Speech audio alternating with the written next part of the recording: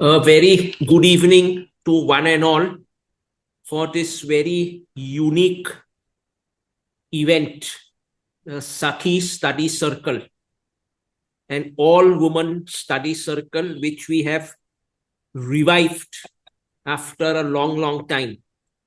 So to that extent, it is something which goes with our Nari Shakti initiative, which is one of the new initiatives which BCAS has started. Just to give the background, the women membership of BCAS is currently around 1,050 members, which is on the lower side. And we want that number to now increase significantly over the next 2 years. So various initiatives have been planned, which Kinjal will give you the details in some time.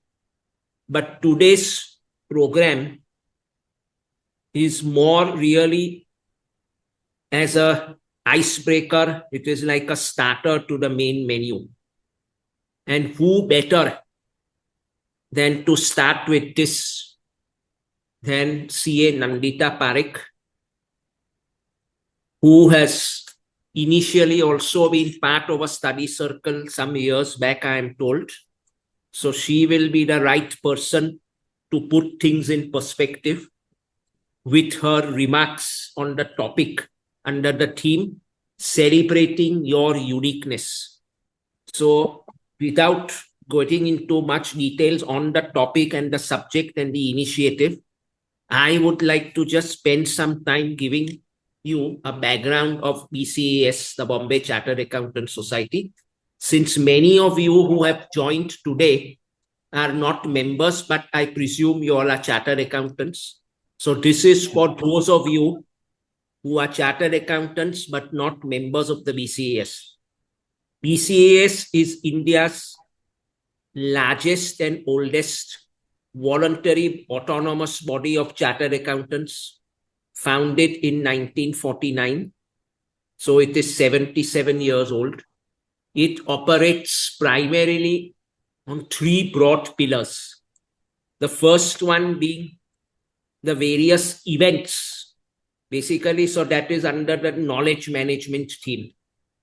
We hold a lot of events during the course of the year, totaling to nearly 5 lakh man hours in each year under various formats, including the lecture meetings, study circles, webinars, and the RRCs, which are our flagship product.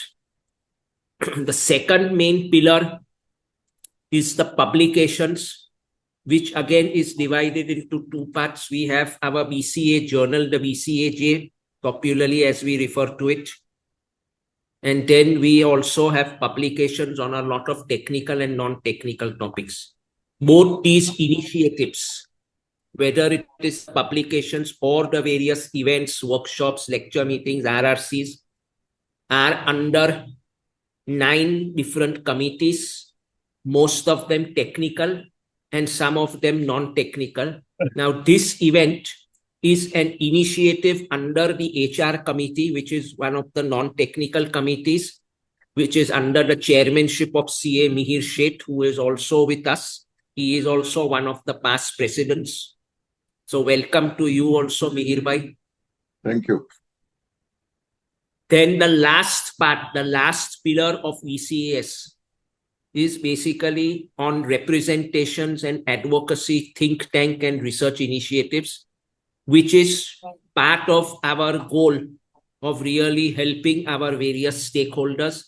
And to an extent, it is as a professional social responsibility, whereby we attempt to reach the regulators and the people who matter on the burning topics of the day. So, for those of you who are chartered accountants, but who are not members of the BCAS, all of you are missing a very important link in your professional journey. So please plug that link and plug that gap and become members of the BCAS we are all here to welcome all of you, and especially all of you women, with open arms. And I'm sure you would basically add a lot of value, collective value, to this society. Being women being 50% of the population, ideally should be 50% of the BCAS membership, but that unfortunately is not true. But the ball is in all of your court to make this a reality maybe in the future. So that would be the real Nari Shakti. So without much ado, I would like to now hand over to CA Mihir Sheth for his remarks. Thank you very much once again. Have a successful program, and may God bless all of you, and may God bless our beloved Bombay Chartered Accountants Society. Thank you very much. Over to you, Mihir Bhai. Yes. Thank you. So good evening and welcome, President Zubin, Managing Committee Member Kinjal, ideator of the session, CA Nandita Parekh, Speaker of the session, CA Deepika Agarwal, Convener Mansi, and this lovely ladies participating today to celebrate their uniqueness. First of all, let me congratulate you to have gathered here in large numbers. We have about 250 or 260 confirmations, and I'm quite sure people would join gradually. And to have these women in large numbers really resonates with the idea that our president just narrated, that we must have more women really coming out to demonstrate what they are really worth. And as I see, the uniqueness starts here with this session, because I can hardly think of, I've been told that there have been some past sessions, but I can hardly think of any event exclusively for women which can carve out niche for them, set an example, and simultaneously kindle that feeling of belonging with respect that they deserve. You will agree that every God's creation goes through different phases in life, but there is one phase that is very unique to the woman, and that is being a mother. For years, professional success to bring out the best in woman has been considered to be an antithesis to a successful motherhood. But it is so heartening to see that women today are proving this perception grossly wrong by realizing their uniqueness God has blessed them with. For more than 25 years, the HRD committee of BCAS has been organizing programs on leadership, family management, rebooting and recalibrating life and career after sabbatical, which could have been for various reasons. And many women have really benefited from that. And I'm quite sure many of them, at least I can see the names, have been sitting here today and participating. And I must tell that many of these women are holding vantage positions in their careers with great success without compromising any of their family or social obligations. And this was made possible only because they could recognize their uniqueness. The beautiful soul, sharp intellect, and ability to do multitasking with tough mind and soft heart is something with multitasking that God has created this creature called woman so beautifully, and it comes so naturally to women. I'm happy to say that the year next is also going to have series of these women-centric programs which will certainly be very contributing and contributory to your life. So please make, make it a point to attend them. I wish all the participants good luck to identify where their uniqueness lies and leverage that for their all round progress. I leave you with that. Have a great time together. All the best and thank you. Thank you, Meher Bhai. So, for all who have joined, I take this opportunity to uh, tell you about more about this study circle, about this initiative. And this first meeting will be a little long introductory because it is the first time when we are, getting to know each other and also talking about the initiatives which we have planned. As soon as I'm done, I'll just hand it over to Nandita Bain.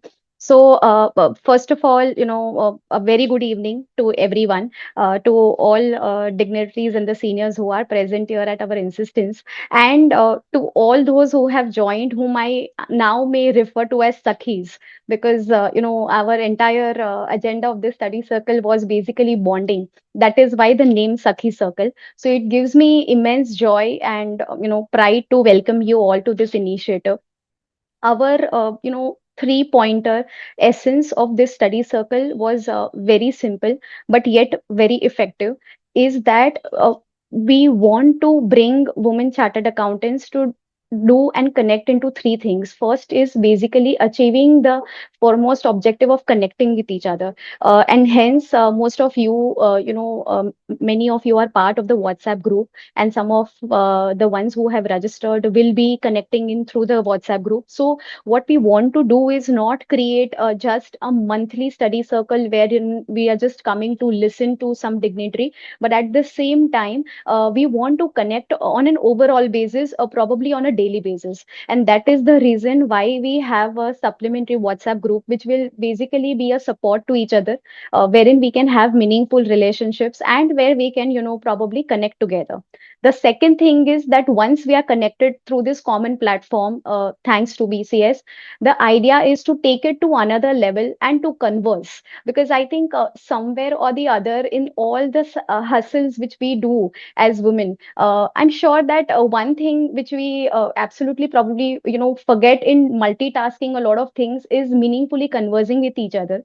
And probably network with each other. So that is also one of the innermost, thought that we need to converse through this medium, and that is the reason why you see this, this particular meeting is basically in a meeting mode, wherein, we'll have everyone towards the end who can probably discuss, have a group discussion, express our thoughts, so that, we are not only listening or only covering one person.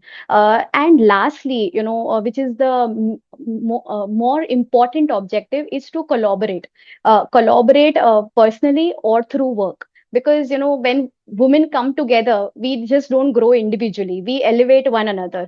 And I have seen a lot of examples of doing that. So with this connect, converse, and collaborate, I think if we are able to do, and if we are able to even touch, at least probably, even 10 to 15 people, and we can, probably collaborate and bring them grow professionally or personally, I think our objective is more than achieved.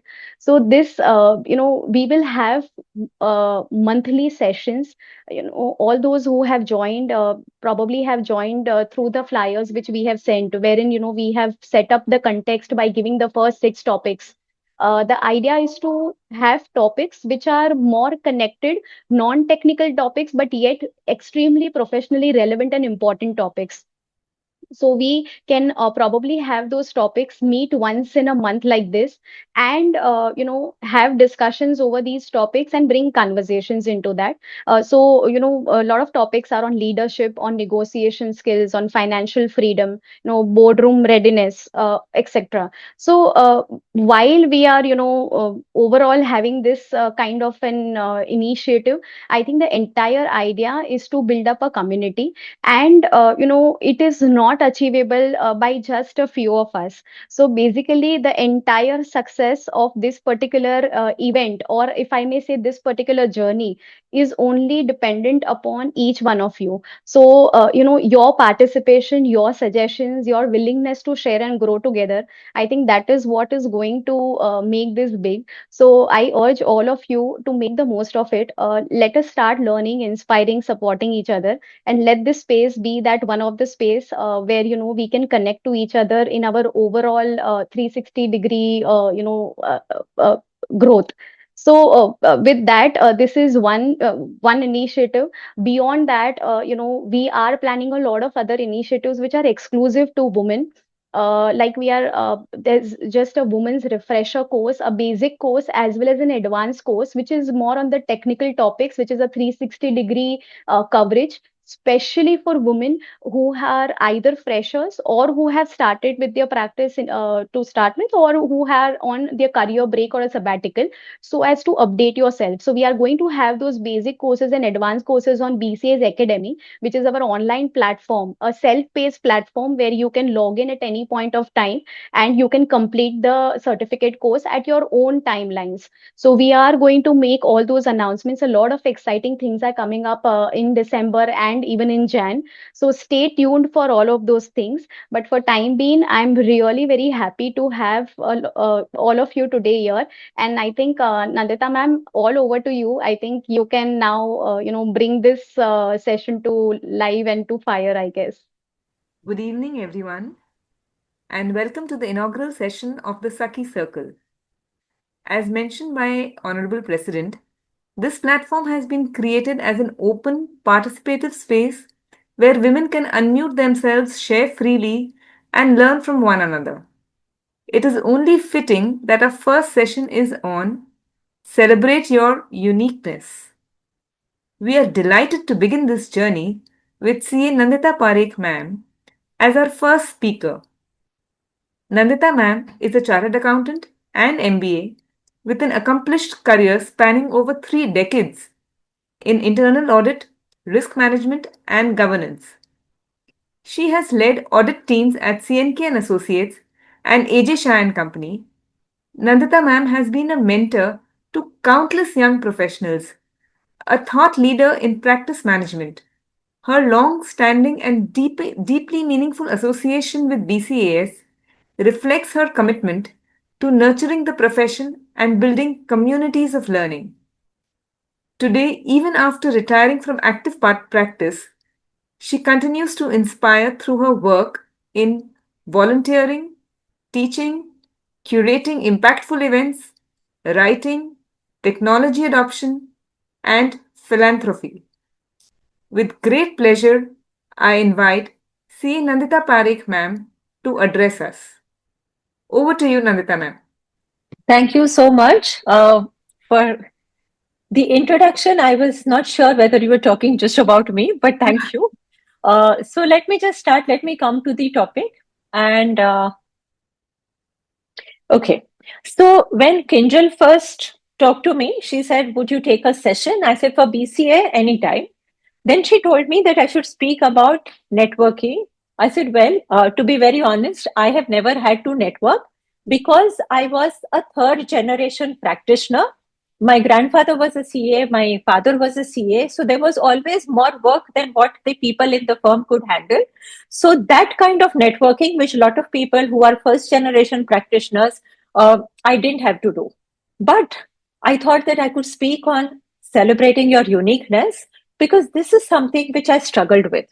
So, just to give you a brief background, when I entered the profession, my results came in January of 1984. My COP came sometime in March, and on 1st April, I was a partner in my firm. So, you can understand how things worked at that point. And then soon I got married. So, I had this situation where my father, my grandfather, my sister, my sister's husband, my sister's father-in-law, my husband and my father-in-law all were chartered accountants. But all of them, and then I mean, as some of you know, I lost my sister at a very young age. So I was there, and in spite of being surrounded by chartered accountants, there were countless times when I thought that people at the other end are not able to understand me, because the choices that women have to make in the Indian context, men perhaps don't have to make.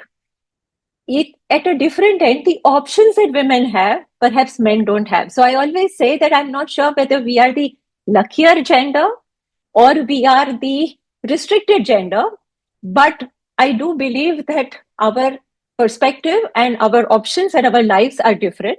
The reason I've chosen is that for a lot of individuals in their early years, from say 25 to 50, there is one thing which largely defines them. And it goes for a lot of men, that their profession, their career, their work, their title, their organization defines them. I always find something very interesting about women, that they are an entire rainbow unto themselves, because there are so many different things that define them. When I go to the school, I'm called Nishant's mother. When I go for certain functions, I'm called Premal's wife. When I go to a BCA platform, they say Pradeep Bhai's daughter. But in addition to that, there is a craft project going on. There is a greeting card that you're making. There is a bookmark. There is a new recipe that you're learning. There is some kind of hosting you want to do. So I always thought that the um, active years, the very active years from 25 to 40, 45, for women, there are diverse things that are happening in their lives, unlike men, where there is a singular focus. Neither is good nor bad, but appreciating this is necessary. So I'll start with a story that sometimes when we are doing 15 things and we try to compare ourselves on one thing with somebody else, we sometimes do underservice to ourselves. So there is a story which many of you would have heard, many of you may have heard from me, because it's a story which is very close to my heart. So the Obamas, Barack Obama and Michelle Obama, were traveling, and they stopped by at a very fancy, very nice restaurant, boutique kind of a restaurant on the way. It so happened at the restaurant that the restaurant owner was Michelle Obama's friend from college. And he said, "Can I have a private audience with Michelle?" Obama readily agreed. Curious as anybody would be in that circumstance, when she came back after that brief conversation, she was little giggly and smiling. And so Barack asked, "What is it?" She said, "Oh, I didn't realize, but the gentleman told me that he had a crush on me during college years." So Barack Obama said that, "Just imagine, Michelle, if you had chosen him, you would have been the owner of this fine restaurant." So Michelle said, "No, no, no, don't get it wrong. He would have been the president of United States in that case." So the issue is that sometimes we don't acknowledge and we don't understand our own contribution to the lives and success of everybody around us. So that is the first thing that we need to start doing.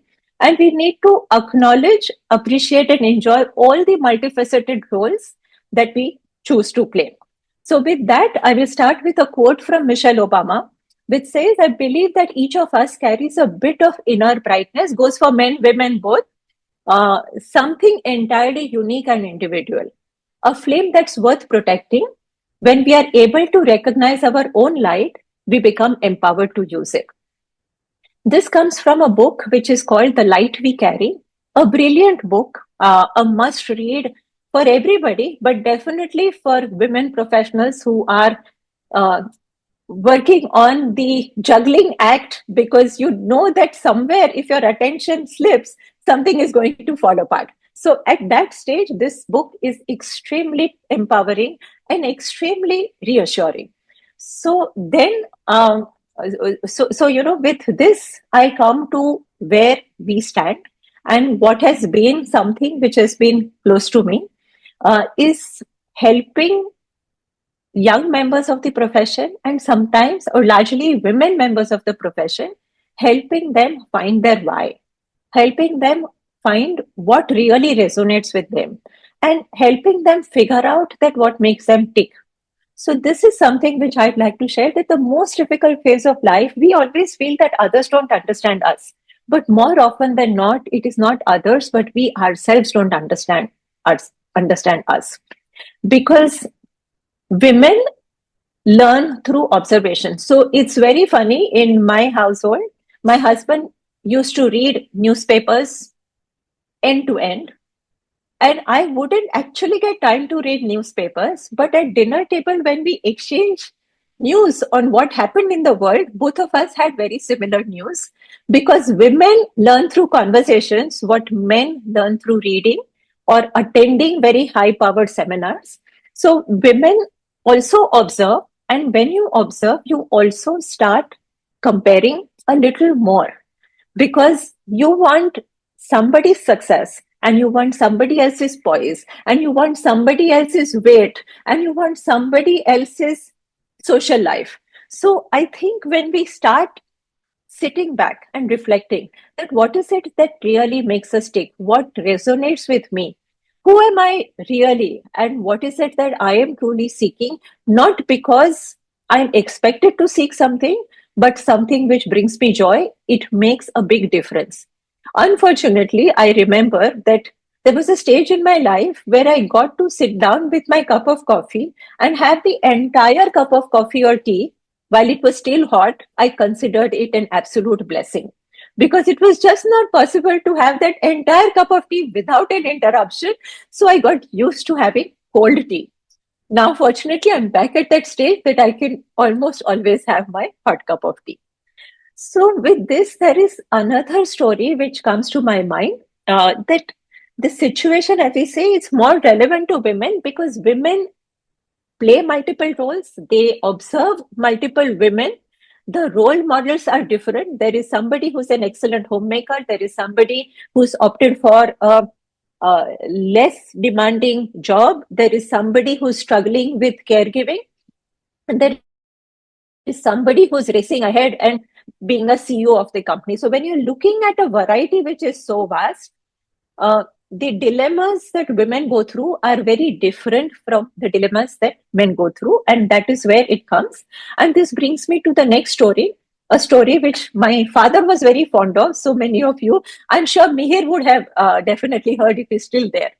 So, there was a time when in Gujarat University, I'm talking of long back, there used to be very often the university would close down because there would be riots, there would be like college level revolution, rebellion, etc.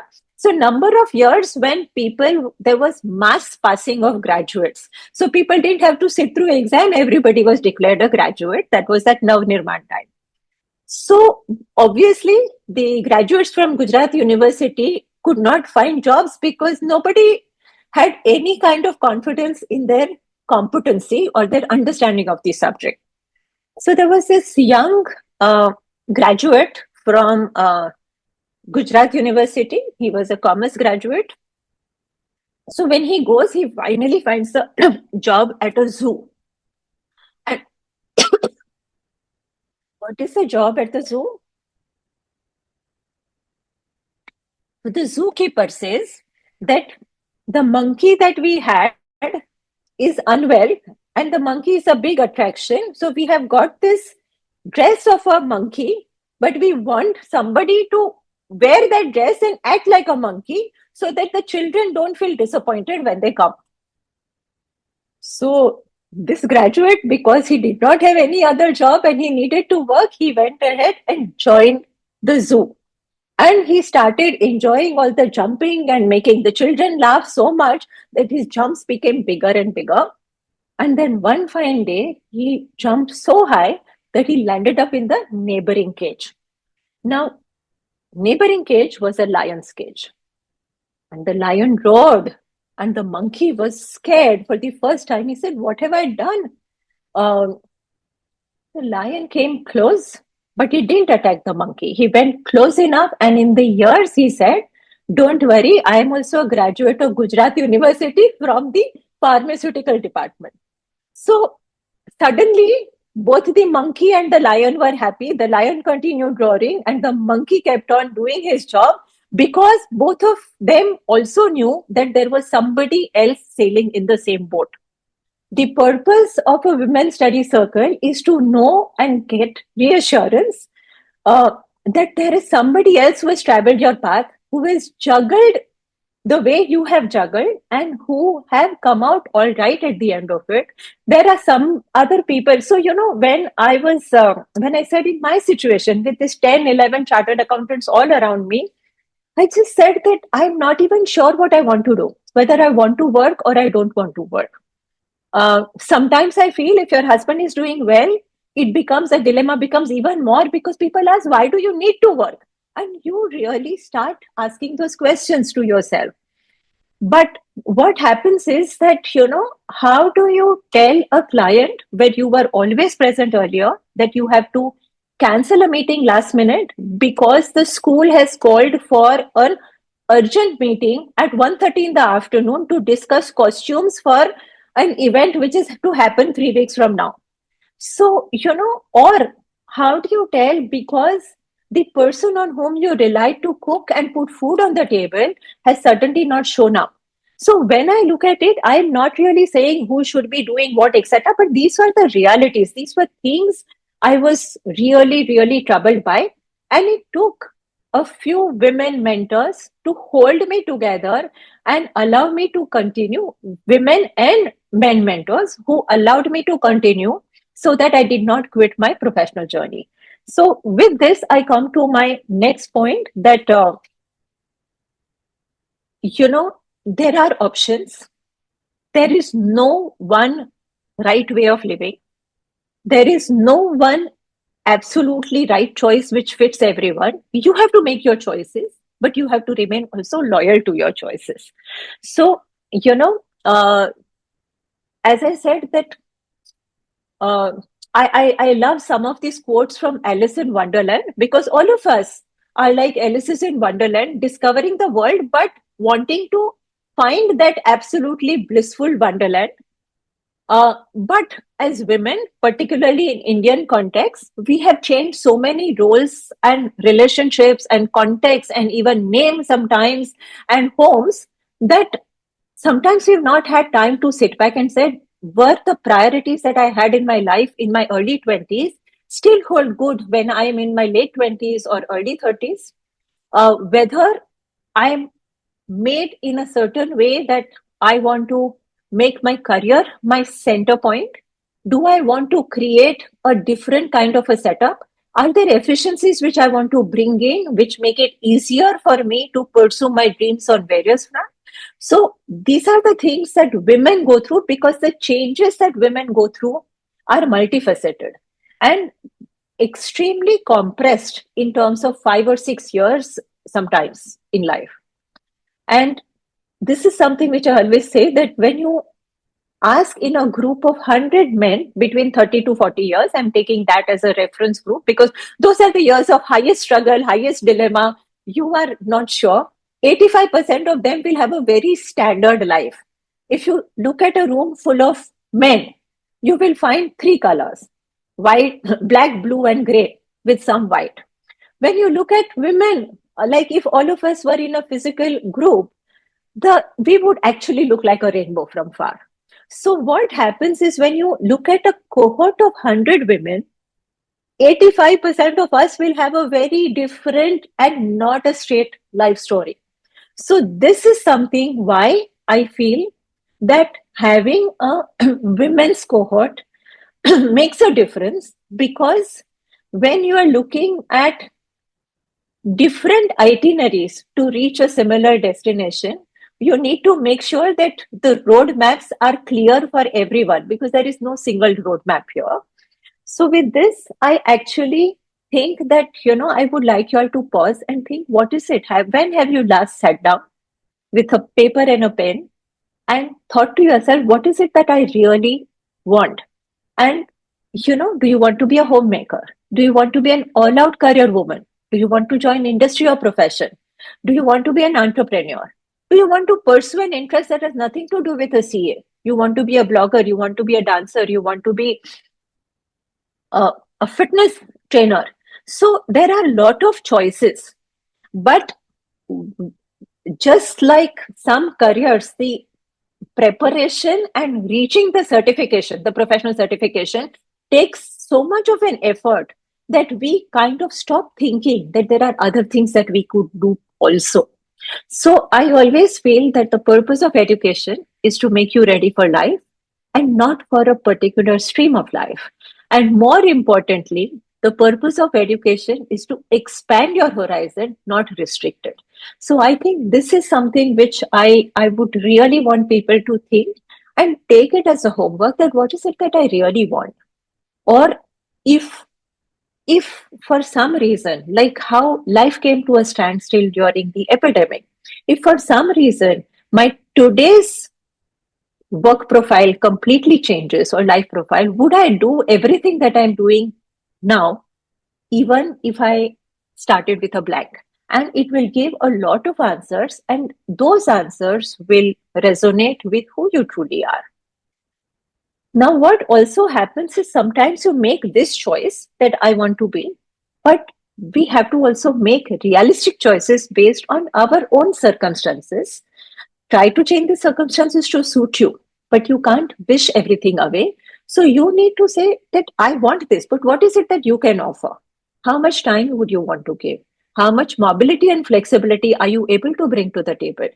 What is your domain knowledge? What are your skill sets? When you work with these two items, and what is it that I want to be? What does it take to be what I want to be? And what is it that I currently have to offer? You will find a practical mean of what is it that you can pursue, how, and over what time period. Because sometimes our aspirations or our dream profile, personal and professional, is not in sync with our reality, which we do nothing to change. So, what happens is when you start looking at the gap that, yes, I want to be a cutting edge professional, that requires me to spend so much time, that requires me to give this kind of commitment, that requires me to be in touch with so many things, then I am short of so much. And how do I bridge the gap? So you come to a point where you bridge the gap, you acknowledge what you want to do, you reiterate what you want to do, and you bridge the gap through systematic thinking, progressing, etc. And that brings me to the need for balance. So while, uh, you know, the skills that women, I wish there were schools, there was a course for women chartered accountants as part of the CA curriculum, where they teach you a few different things, which is time management, where everybody for whom you are the, like you are the sun of the solar system in a way. So a lot of things are moving around you where nothing else you are able to control. How do you manage your time? The other is how do you balance? And the third most important is how do you find out quiet moments to reflect and introspect? So these are very important. And how do we do? So said we have to choose your balance. Very important that we are juggling, and we are juggling across different roles. We are juggling and we seek work-life balance. Everybody seeks work-life balance in life. But what are the aspirations that we have? And is my aspiration to get to network more, to have fame, to have prosperity, to have success, to be known, to be acknowledged? And then there are other aspirations which don't come on a CV that we put forward, which is what kind of a parent I want to be? What kind of a family member do I want to be? What kind of friendships do I want to nurture? And this is also very important in the Indian context. What happens, at least in my context, what happened is that when you move to your married family, it is easier for the men to keep up their old friendships, school friendships, college friendships, etc., because they have a longer day sometimes, and they are possibly in the same geography. For women, very often the geography, even if you change suburbs, even if you move from Pedder Road to Santa Cruz, it is not very easy to keep up with your friends who always meet in and around Pedder Road where you were earlier staying. So what kind of friendships you want to nurture, what kind of fitness goals, because the kind of investment you make in your health in your 30s and 40s is what will hold you good in your 70s and 80s.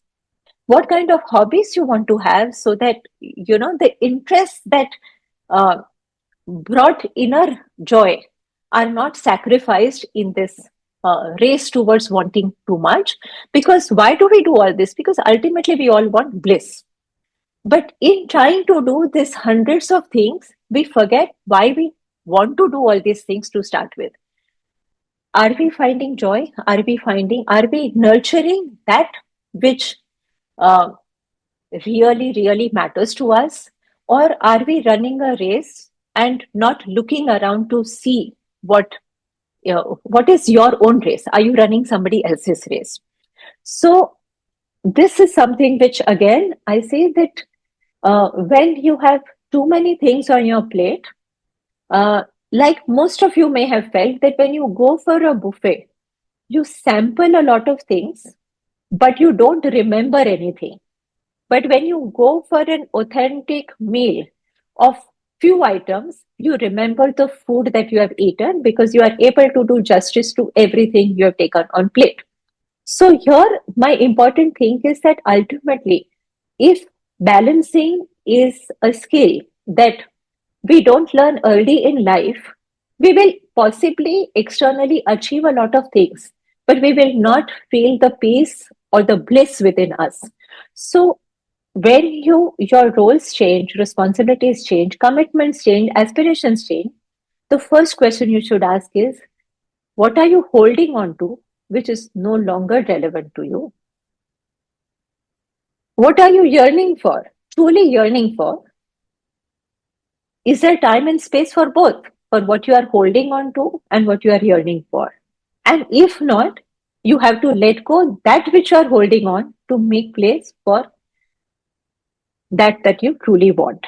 So, if there is one small exercise that you can do, is for 1 week, just keep a log, like an extended timesheet log from morning, from the time you get up to the time you sleep, as to where is your time going, and start ticking off items which you really like. Start ticking off items in a different color or a different symbol, that which you have to do no matter what, and start ticking off items which you don't really know why you are doing it, no longer meaningful to you. Of course, in today's time, a lot of scrolling will possibly fall in that category. But having said that, I am reminded of a very nice ghazal stanza which Shujat Khan sings, and that is possibly the story of a lot of us at some stage in life.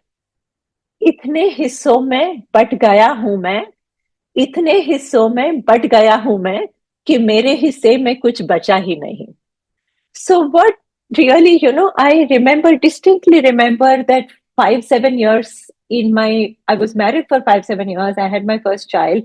And one day when me and my mother-in-law were alone at home, my mother-in-law said, today, Nandita, let's make something that you really like. What would you like to eat? And I was at a loss to say what I really like. I had lost touch, because you are so keen to put food on the table which somebody will appreciate. Validation is a very important part of women's life, whether we like it or not. So you want to put things on table, you want to plan meals, you want to so you want to take care of everybody else's taste buds. And by that time, if you have a child who's 1 or 2 years, your stomach is full with the leftovers, with whatever your child did not eat. So, you are sampling this. But, that was the first time that I realized that I have actually lost connection with myself. So when we do networking, two types of networking, that which we will do with others, but more importantly, the networking that we will do with ourselves. So, there is something when I decided that at some point that I am ready for retiring. And I was thoroughly enjoying my work, my time at BCA, everything. So a lot of people had this question, why did you quit? Why do you want to leave work? So to answer my own question, I created a visiting card. That what will I tell? What is it that what do I want my visiting card to look at? Because there is no name of the firm, there is no qualification, there is no organization name. What is my visiting card? And I did this. And I'm giving you, this is the visiting card that I created. My address has changed since. But I said, what is it? How am I going to occupy my time?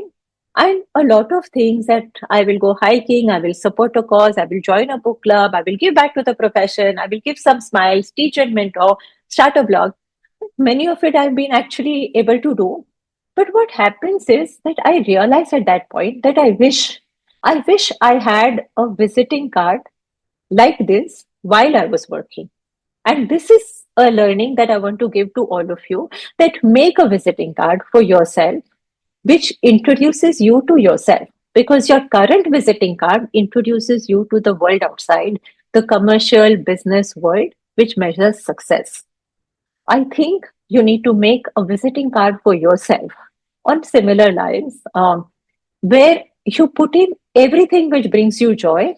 And if somebody was to know you, this is a card you will give, and not the one with your title and profession, because you are so much more than what you actually, how can you define a person?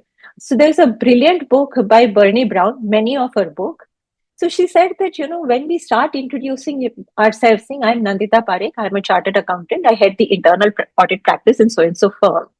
Uh, you create that identity, and then you get scared of leaving that identity, because how do you introduce yourself? So she said, a time came in my life when whenever somebody asked me that, what do you do? I ask them, how much time do you have? Based on that, I will tell you what all I do, and not through a visiting card. But I think it's a very important thing. And if there is one takeaway from this session, create a personal visiting card for yourself. How would you like to introduce yourself to somebody who doesn't need to know where you spend critical hours of your day? So, with this, we come to the importance of making choices which strengthen you rather than which make you feel inadequate. So, a lot of times, it's very strange, and this goes for most of us, but women in particular. There is a deep desire to to fit in to a certain cohort, to a certain group, to a certain organization. Um, s- and you will find, I'm just giving you one example. Again, this is not judging, but when typically somebody moves from an outright Indian firm to a multinational, suddenly you will find that the dress code changes from Indian dress code to Western dress code. Uh, it's particularly now today, it is the generation is different, because the whole generation is brought up only with Western workwear mainly. But the shift used to happen because there was a very big need to fit in. So rather than taking my sense of dressing to the meeting rooms, I am taking what I feel will be good enough for others to accept me. So I think this is a place where we need to pause and say that, what is it that I'm doing in my life to fit in? Because when you're trying to fit in, you're causing stress. When you are moving in spaces where you are accepted for who you are creating peace, you are creating harmony. So each of the choices that you make is very important in how, in what you will become. If you read, you will gather information in some way. If you attend some kind of sessions, seminars, etc., you are giving that inputs. If you eat certain kind of food, you will have certain kind of health parameters. If you balance your life between your fitness and your family and your work, you will have a certain kind of life. But these are the choices you make, and these choices, unfortunately, get made for us by others sometimes. And sometimes we continue with the choices made mindlessly without examining it time and again. So, with this, very important, find out in all your activities. I always feel that BCS is a place where I belonged, because BCA took me for who I was. There were many places where I tried very hard to fit in, but BCS was a place where I belong. And that is the beauty of BCS. That is what this group brings, because you come with whatever background, with whatever life stage, with whatever aspiration, with whatever ideas, with whatever experiments, BCA is a stage which allows you to play it out. They have the courage to allow you to make your mistakes. They have the courage to give you the stage for your very first performance. And I'm sure many of us, our very first big speech, big talk has been on this platform. I must say at this point that with due credit to institute, I think number of events that our institute is now doing for women chartered accountants is also noteworthy. The amount of content that has been created. So if you go to the women members committee of ICAI and you see the topics and you see the talks, there's a wealth of information. I sometimes feel that if somebody needs to go for a 6 month sabbatical, if they go on listening to one talk a day, they will come back ready for a promotion. When they come back for work, they will be ready for a promotion. There would be no losing out in terms of experience. So I think that there are many reasons why we need to start looking at life from a different perspective, from a holistic perspective, from a more soulful perspective, and then see how life is really panning out. I think my time is almost coming to an end. So what I would also like to say, that we all meet in this kind of study circles and we feel rekindled, but we are very, very good at resonating, but not always very good at internalizing. So with this, what I want is that how do you want your focus to be? Competition, contribution, collaboration. These are all different ways of dealing with your world, personal and professional. My personal take has been that women work best as team. Collaboration makes a difference. For a lot of women, the workplace vibe is more important than the position or the title.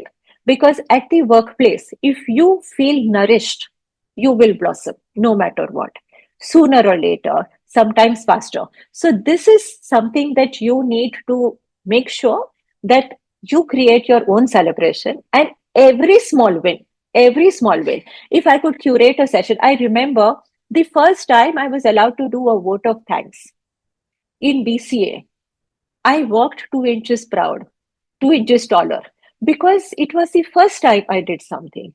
And I think we all are very good at clapping for others.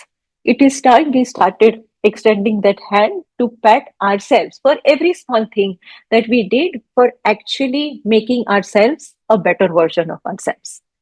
Um, and this is where I feel that all of us, I've never met my group of girlfriends and not come back with good advice. But very often the advice I get is what they have not implemented in their own lives. So with this, I really want you to think that what is the advice that you would want to give to yourself? If you put yourself as your friend.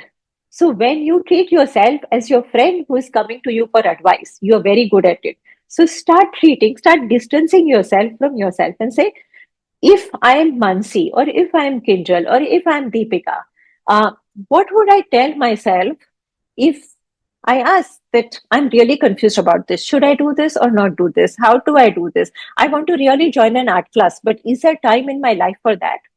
And give that advice to yourself. Because advice we give, implementation we don't do. And when I know what I want to do, but I'm not able to do that, that is what really takes me away from myself.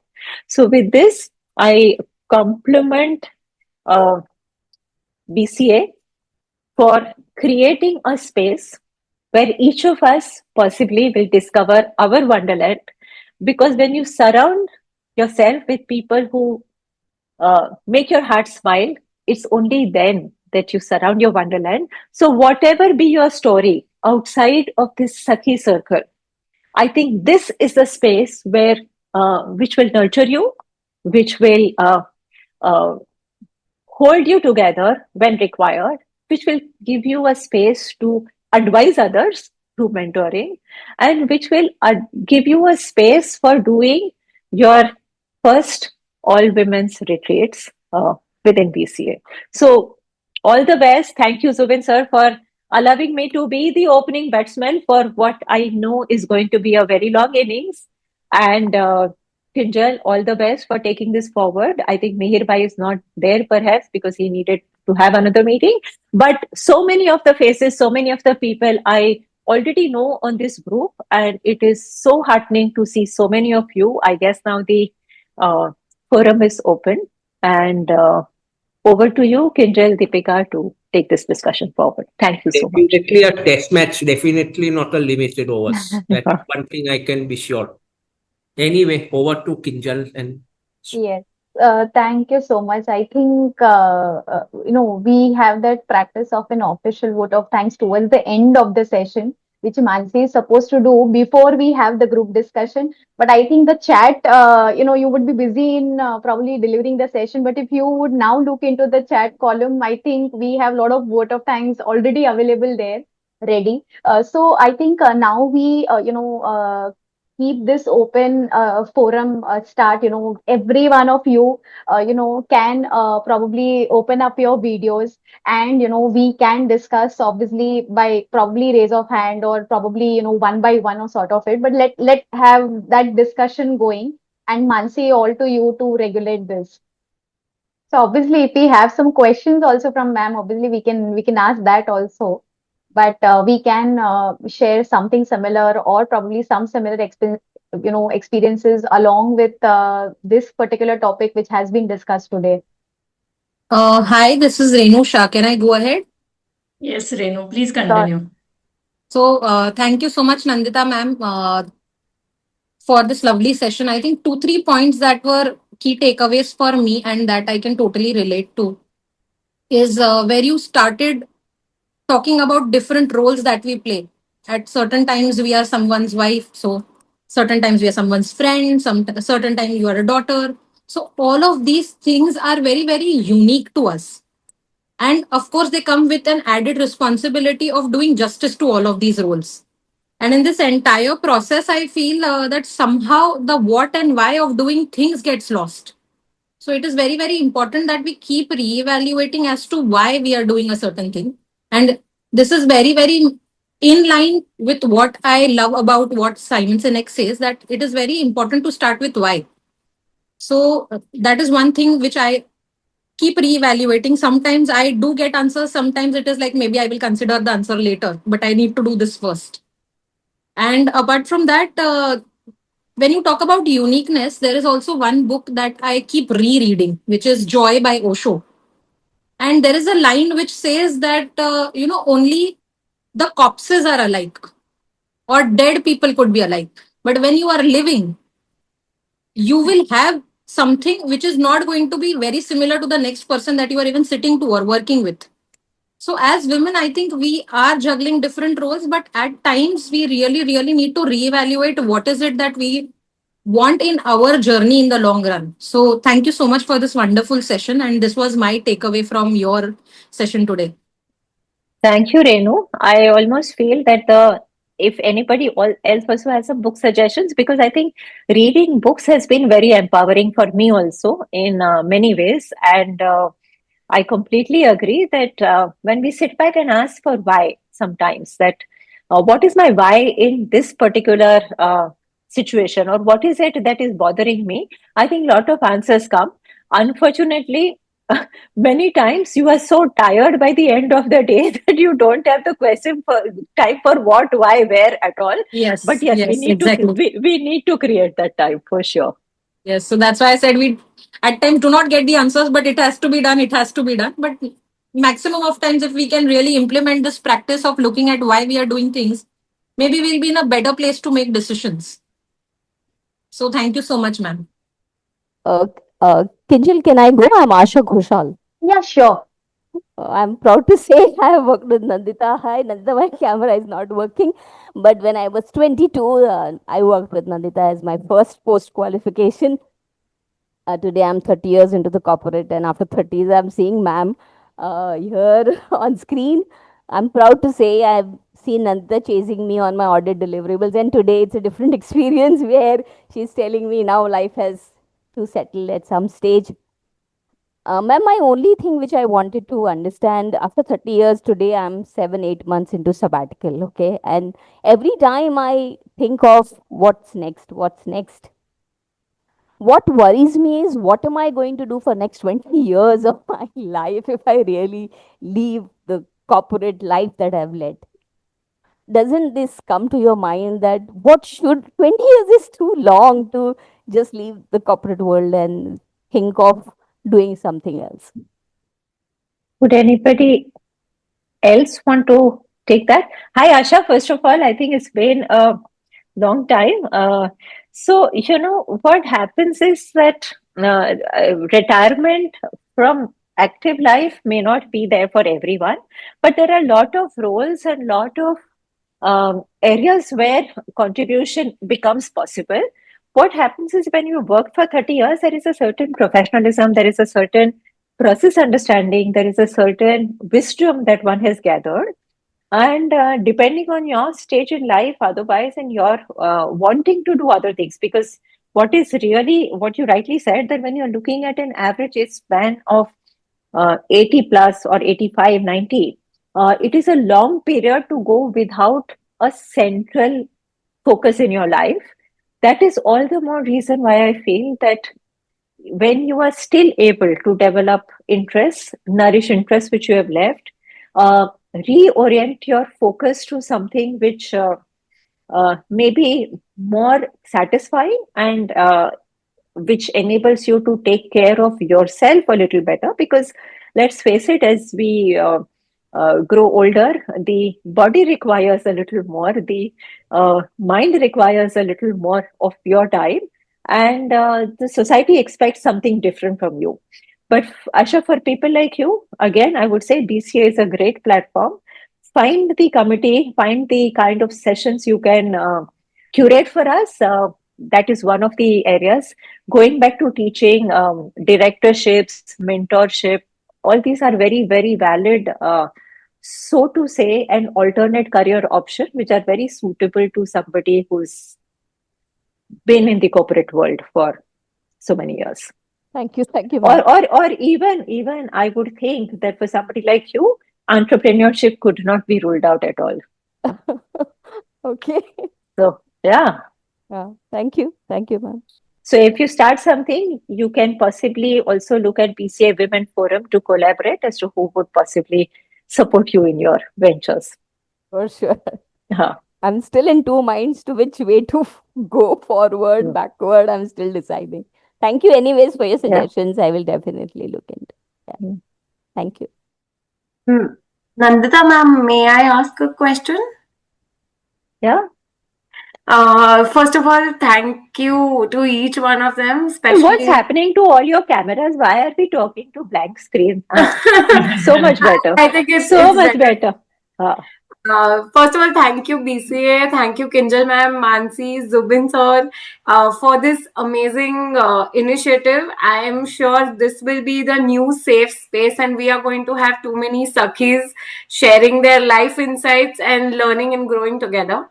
And amazing opening innings by Nandita ma'am for the same.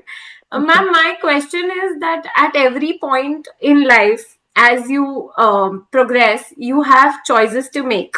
You can't do it all. There is only some amount of things that you can do. With every choice, there comes a guilt and there comes a little bit of FOMO that I couldn't do this and I couldn't do that. Maybe your take and how do you deal with it, because it builds up and eventually leads to a lot of other mental ailments in the future. So how do you deal with it softly? And so I'm a very big believer in journaling. So even as I say, like I can possibly share with you, I have a diary. I start every month with saying what is it that I want to do for my own joy every month. And it gives me a great pleasure. The auditor in me gets great pleasure in ticking off things which get done. So journaling also, because when we write, we kind of become clearer in our mind as to what is it that we really want. In today's time, at every stage, even as a retired person, I still feel that I'm not able to do enough. There are so many shows, so many music performances, so many movies, etc. I mean, the world is full of attractions which is pulling you. But I think somewhere, I mean, I have friends who used to see 3 movies back to back, 3 to 6, 6 to 9, 9 to 12 in those times. So I always thought that if I saw a movie, I want at least a 5 day interval so that I can do justice to that movie. The movie stays with me. So I think each of us has to decide our own personality, but journaling definitely helps. For a lot of you will laugh at me, but if you can bring in 20 minutes of meditation at this stage, you will be a different person in 1 year.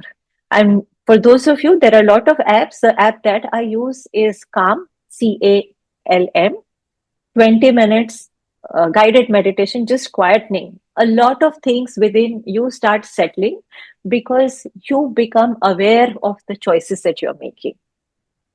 So, as somebody says that what really bothers me, when you work very hard Monday to Friday, very often your Saturday, Sunday are very dull because you've not planned, you've not thought, you're not clear what you want to do. So I almost feel that every wasted weekend is a waste of the whole work week, because why did you work also, in a way? At a different level, if you even make a note on a weekly basis that in this week, what is that I truly enjoyed, and what is it that I wish I did not have to do. It also gives you a lessons in delegation, that the moment I have somebody who's ready to take responsibility, what do I want to delegate and what do I want to do more of? But that is something. So all of us, I give this example of the epidemic. During the pandemic, what really happened, if I don't know, most of you may be able to relate to this, that the first 15 days was chaotic because all supply lines stopped. For a lot of us, the help stopped. For a lot of us, the whole family was in the same place 24 by 7, which never happens otherwise.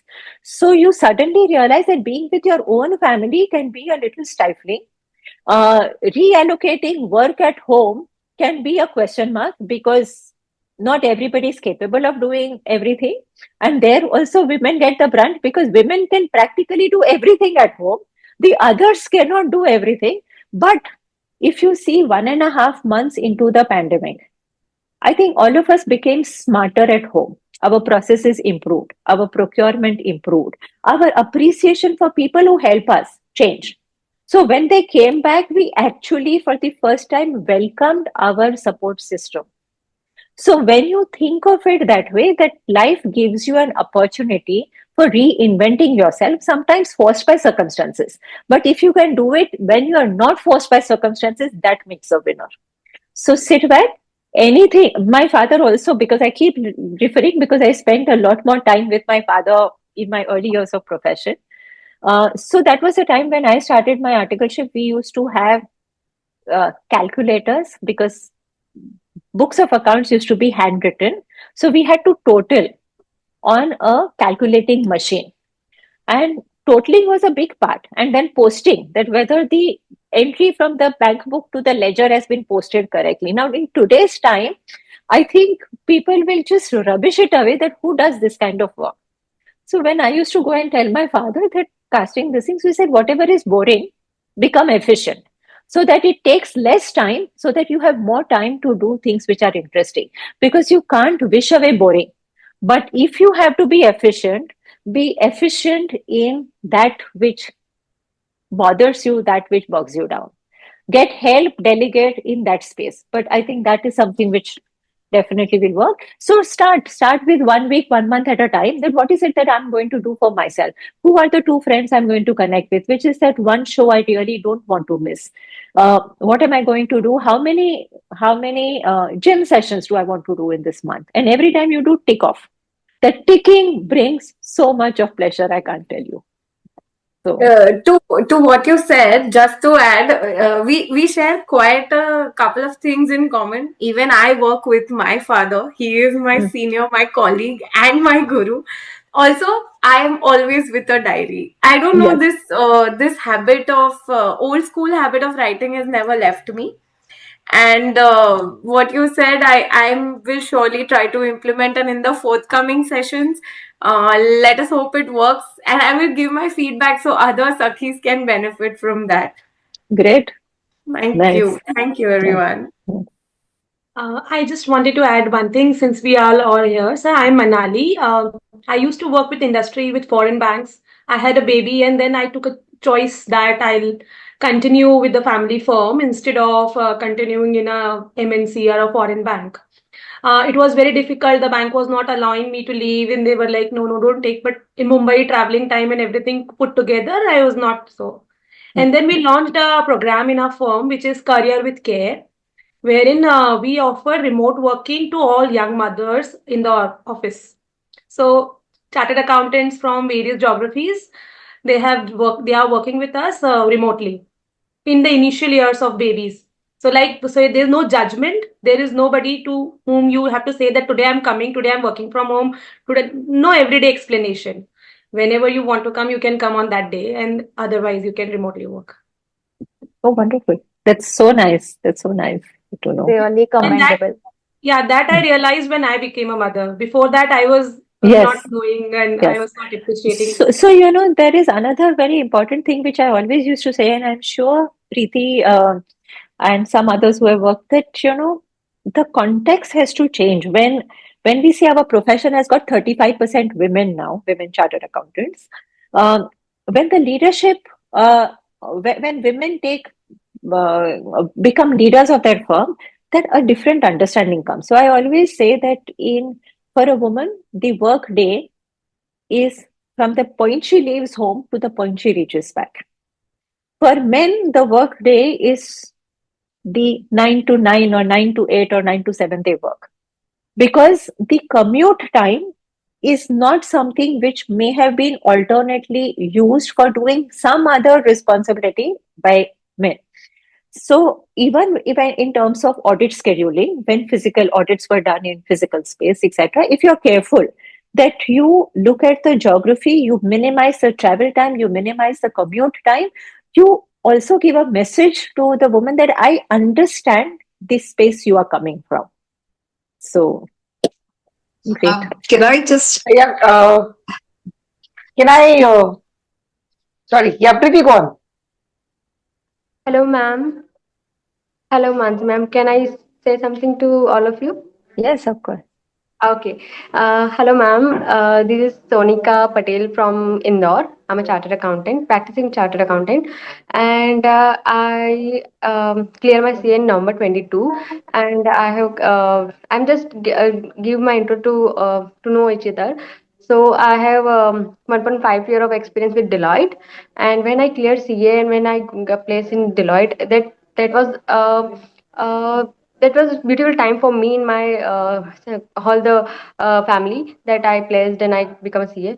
Once when I get married and when I relocate from Ahmedabad to Indore for the settlement, we can say, like we have to settle with our husband and all, so with the family, in-laws, with the family. So that was a time when I was searching for a job, but till 6 months I couldn't get a job. So it was very tough time for me when I was in Big Four in Deloitte in Ahmedabad, very with good package, good job, and everything was fine with that time. And sudden when I get married and relocate to Indore and couldn't find the right job which is I looking for, then I decided that think ki whatever the time was. Where the hard time I spent in those 6 months, and all time I was crying and my husband was worried that why I'm like क्यों job नहीं मिल रही and everything. So when that time I decided कि whenever I will place somewhere, either in job either in practice, but I will help to women who are will be in my phase. Like every woman have a turning time in their life, for in case of marriage, in case of first baby, in case of relocation to another city, and whatever the reason in their family, their life. So that time I decided I'll create a WhatsApp group where I'll share with the I help to the women, and in terms of updates, job updates, our curriculum activities, like in whatever institute has happening, webinar, seminar, updates related to our practice area, which is GST, tax, and whatever the area they are offer. So I started the WhatsApp group, and the name of the group is CA Women Network. And today, in that group, I have added the 580 chartered accountant women, and all they are very happy with my group, and all they are appreciate my work, and I update each and every day. So all the women are so happy with my group that, Sonika, how much active you are and how you get these updates, notifications, and the latest data in your group. And we are so happy to be part of your group. And you are take such a good initiative for us. And what mostly women get the work from home jobs, which are they are needed for their life. Like if she has a baby. And their circumstances, they can't move out of the home and step out to the home from their in-laws, their any of the circumstances. So they are calling me, Sonika, please, if you find work from job opportunities, please let us know. And I hope all this my efforts is help them. So thank you. Just I want to add this point to you. Very nice. So happy to know Son this. So, Sonika, you are a live example of what I earlier mentioned, that when women grow, they take others in their growth journey. Yes. I have seen that multiple examples, and you just one testimony of that, that we don't grow alone, whether it's family or whether it's others. It's all Yes. along the cycle. Yeah, one more I want to add that it took me 10 years to clear my CA. So I know the feel and I know the pain, what the woman gone through with the stages to clear a CA and become a chartered accountant. And when I start my practice, everyone in my relatives, family, and friends, why you left Deloitte? Deloitte is a very big company. It's a big four. It's a good package. Why you left Ahmedabad? Why you left all the things? I said I need my. It's my own decision. I want to be happy with my decision, and it all depend on me. I don't want to be just I want money. I want space for me. I want to be a person who can create value in other lives. And I'm very introvert, extrovert people, like a girl which is can connect with anyone. So I'm very happy and happy to share with you this story. And again, I'm the very active on LinkedIn. I have 38,000 followers on LinkedIn as well, where people are appreciate to me that you are such a great for LinkedIn as well, and the WhatsApp group also. Yeah, thank you. So I just wanted to add one thing, a hack which we have identified. So every day, initial years of my baby, we used to like one day I used to go office, another day my husband used to go office. But then later we decided that why one day home. So now what we have done is that I leave home at 7:30. So 8 o'clock I reach home, I reach office. I return back by 6 o'clock. My husband then leave office home at say 12 o'clock, and then he come late. So then the child with the maid is having very few hours when he sleeps and then when he goes to the garden. So these kind of hacks you guys also can adopt. So 2 shifts. Yes, Preeti ma'am, you had to say something. Yes, so thank you so much, Nandita. As always, a pleasure to listen to you, and so much that you spoke resonated with me. And I'm so happy to see that we have such amazing women in Manali and Sonika who carry the torch that you at least lit for many of us so many years back. Because I remember Nandita calling me up many years ago and saying, "What are you doing?" So I had also taken a sabbatical. This was in 2005. And she was the one, in fact, who brought a lot of women back to work in whatever time they committed.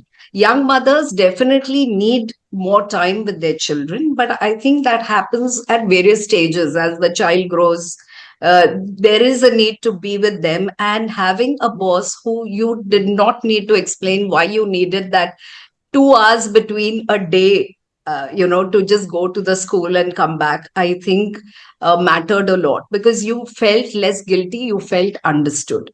The other thing that I wanted to also acknowledge is that I think in a leader, the quality that I have seen Nandita have is she has always given an opportunity to the other people, who her juniors, to rise up. I think women often probably also feel, or I don't know whether it's only women or whether people feel that, Arey, I have to secure my position. I cannot let the other person rise up.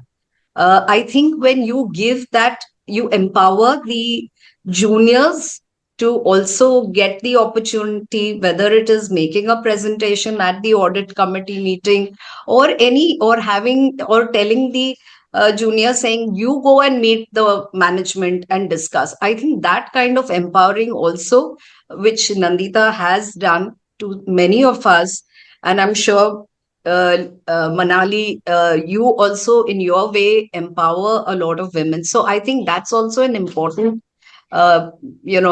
characteristic that would define a woman, where she is able to, because she's probably walked that path, to also realize that as a professional, when she supports another woman, it also gives the other woman a chance to then, going forward, extend that a hand to the next person who is, following them. I had just 2 years ago, one of the juniors that worked with me extensively. She had the ability to work for only a few hours, and she said that, I'm ready to take back the work home and complete the work, but I need to be at 5 o'clock to pick up my child and have a discussion with the teachers, because the child is a special needs kid. There were not many organizations who were ready to accept her on those terms, because they did not feel comfortable in giving, taking on a professional, though she had worked with a big four, though she had worked in with a corporate, to say that, yes, we will put the trust in you that you will complete your work.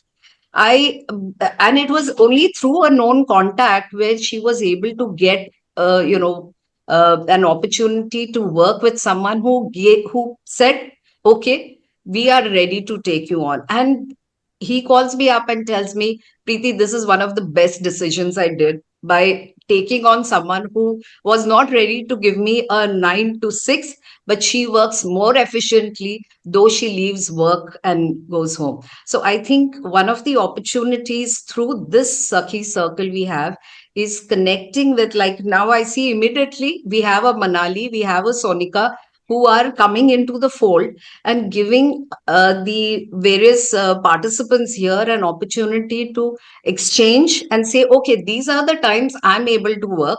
Is there something that you could offer me? So this is a fantastic opportunity that has been created. So congratulations to Kinjal, to Zubin Bhai, for having created this Sakhi circle. And excuse the background, I have my little toy poodle who's making a lot of noise. All Thank you. excused, the first thing of this group is no judgments. So I think that is how it starts with. So irrespective whether, so I remember, I just want to share. So when me, Mansi and Deepika, we were having a call, just to, while we were proceeding to organize this event and other things.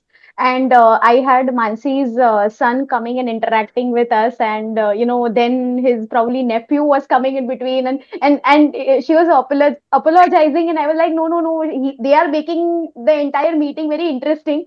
Rather, we are doing a lot of boring discussions. I think one thing which we all know, that kids, family, etc., everything is part of our background, and not only the background of our main center. So no excuses for that. I think Hi, Rinpal wants to. can I say something? Yeah. Hi, Nandita ma'am. Sorry, for some reason my video is not available. So, to everybody, 18 years before I started my journey, my articleship journey with Nandita ma'am, and the amount of learning and the amount of mentorship that I have received is helping me till date. And obviously, I could not connect with her over the years. I'm in a different country right now, and it's been almost like 6 to 7 years that I'm on a big career break with my two kids, because my priorities were different at that time, and I really wanted to give time to my family and my kids. And this is a wonderful opportunity, and I must really thank BCAs and everybody, all the women out here who are so inspiring. And I think it's going to help me out, especially this session, because again, to see Nandita ma'am after so many years, to see Preeti ma'am after so many years, I think it's going to rejuvenate myself. It's been such a nostalgia looking them here today. And I think it's just going to boost me for another 10, 20 years to continue my journey and start. I mean, it's never too late to start. And I think I have my priorities set now, and this session is definitely going to help me in my future. So thank you, Nandita ma'am, once again for being there. Even we are not connected, but I think the 3 years that I've spent with you has helped me a long way out. And I think this session is going to help me a lot in future as well. And I'm going to take this as a medium to start my journey. So thank you so much, everyone, and BCS. I think I'm really looking forward to connect with most of you. Thank you so much. So wonderful, Devangi, to know this and to uh, all the Yes. best. I'm sure things will Thank you so much, work ma'am. out. Yes. You've been always there. Thank you so much. Yes. Yes, In the Ram. dimple. Yeah, hi everyone. Nandita, Ben totally loved your session, and I remember the day when you shared engaged with life. So I think it really inspired me since that day in some way. So I just wanted to put out and echo what you already shared and what somebody else also shared. I personally believe, and I personally, try to practice that women should sometimes take a day just for themselves to pause, to step away from the constant rush, whether it is work or, family, work, spend time with their friends and like their own friends and do the things that genuinely interest them. Go to that bookstore, fest, visit that exhibition, take that break, have that coffee with yourself or your dear friend, of course all without compromising on our accountability at work. But I think the moment we finally get some free time and choose to spend it on ourselves, the guilt quietly creeps in, whether somebody is married or not, because a woman, whether married or not, each one have some or the other unsaid responsibilities on their shoulders. We start thinking we could have used that time better with our family, finished some pending chores, or done some something more productive, maybe taught our child or helped our parents in some way. But I think we never, I mean, why should we feel guilty of making ourselves good first? First of all, like we always say, that we can pour to some other cup only when our cup is full. So lately I've started taking a day off to do things that I want to do, and not just what I need to do. To meet people or my own friends I generally wish to meet, or to discuss few things, not out of social obligation or professional responsibility, but out of my choice and joy. So I think, yeah, we need to stop being guilty for being joyful for ourselves. Thank you. Uh, can I say something? Hello. Yes, Am I yes. Yeah, audible? sure. Yeah. Yeah. Sorry for my, there's some technical issue with the camera. Nandita ma'am, it's a pleasure. I mean, I think that I just mentioned that we should have the recording of this session so that every time we are low, we can actually, visit and, empower ourselves. Uh, about, you mentioned that now Institute also has a lot of training modules where even if you're on a long leave, you can keep yourself updated and go back and take a promotion. I just thought I should share my journey. I just felt it was relevant. I when I quit my corporate job, I didn't really know what I would do, but I was over stressed with that. And then I had a passion for people and training, etc. So I started my own freelancing into HR and this a CA without a professional HR degree, but I had a mentor who guided me all the way. And I came back to just some few references, and I got in touch with them for 10, 12 years. I did professional services with them on a retainer basis, and I kept in touch with whatever I'm doing, and I think I was doing a pretty good job with without any professional degree, because being a CA, I knew exactly what how a CA firm operates and stuff like that. So it was easy to connect with such people. So I did multiple such assignments. Eventually, after 12 years, the same firm offered me to join them, on a full-time basis. That decision to say a yes to them took me almost 6 to 8 months. Whether I would be, because of after working flexibly, coming back to a full-time was a challenge. And coincidentally, my this pregnancy also, so my child is equally old enough of this 12 years journey. But the final okay, yes, came in just like a second. It was just that I didn't had we had, it was not a thought. Earlier thought process and all that. And I'm glad I took that decision. Now, once I'm back to this full time kind of a career, things are still happening without me. वो मुझे when you're at home, opening the door for the courier fellow, for the milkman, everything now gets done without my presence. Even guests are attended very brilliantly, once you're yes, the struggle of the maids and all, I think we are born with the part. They're going to be a part and parcel of our lives.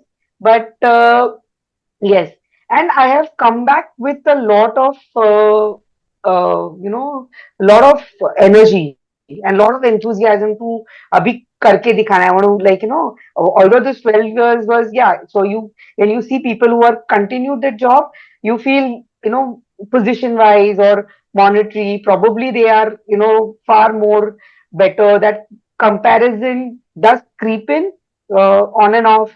But being an HR, I had to at least have to tell myself, no, you should not be, comparing.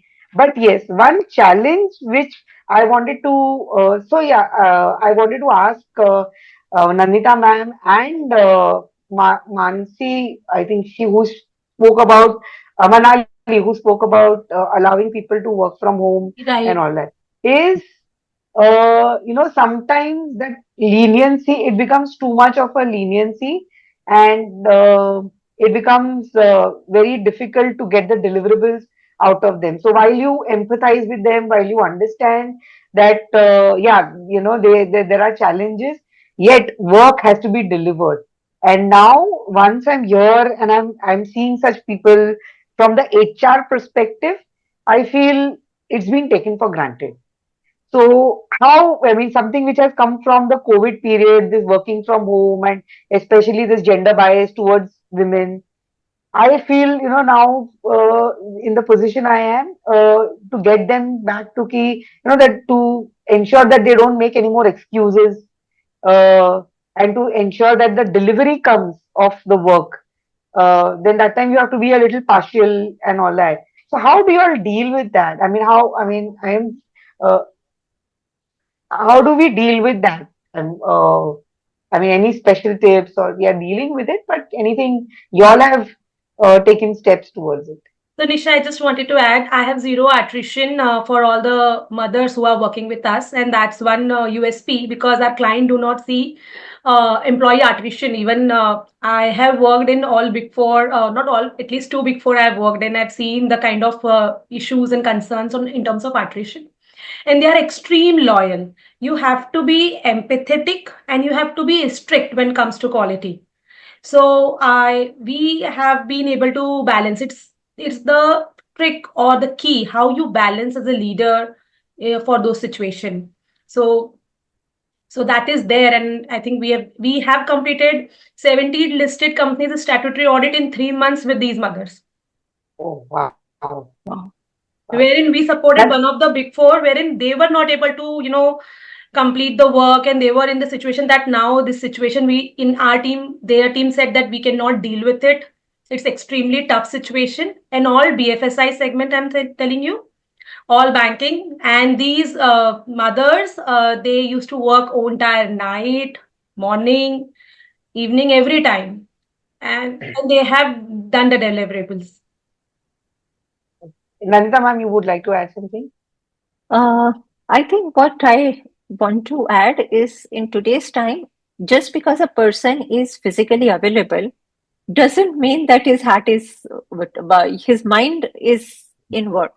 So distractions happen. I think doing parallel training as to how do you. So first is I think that sometimes a little bit of an assessment of whether the home situation is conducive for the person to work. Sometimes a home situation is not conducive, then it becomes difficult. But increasingly, if it is very clear that certain privileges are given, and it is only through performance that those privileges can continue in terms of work location, etc., I think that becomes very important. The other thing is also that some kind of mentoring, some kind of corrective, and some kind of visibility of others who are able to manage in a similar space. That becomes very important. Bulk of my work has been, I stopped working before the epidemic, so this remote work was not an issue. But having said that, and having looked at what Rimple is also saying, I always thought that I could be maybe considered very old fashioned in this, but for women working, getting a half day off, a morning of a work week off works very well. So suppose I say that my Monday to Friday I'm working, or Monday to Saturday, but every Wednesday I start my work day at 2 o'clock instead of this, because it gives you time to do a lot of things unhurriedly, because weekends get crowded. There are a lot of issues which come up. There are things which you can do on weekdays when everybody else is working.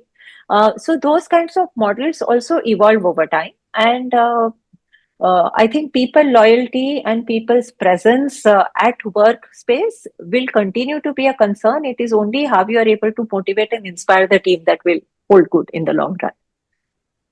Thank you so much. Thank you so much. So, as we continue to discuss our stories and, inspire each one of us, I would like to come to the end of this session. Will be having, various activities over the WhatsApp group. So I would like each one of you all to join the WhatsApp group.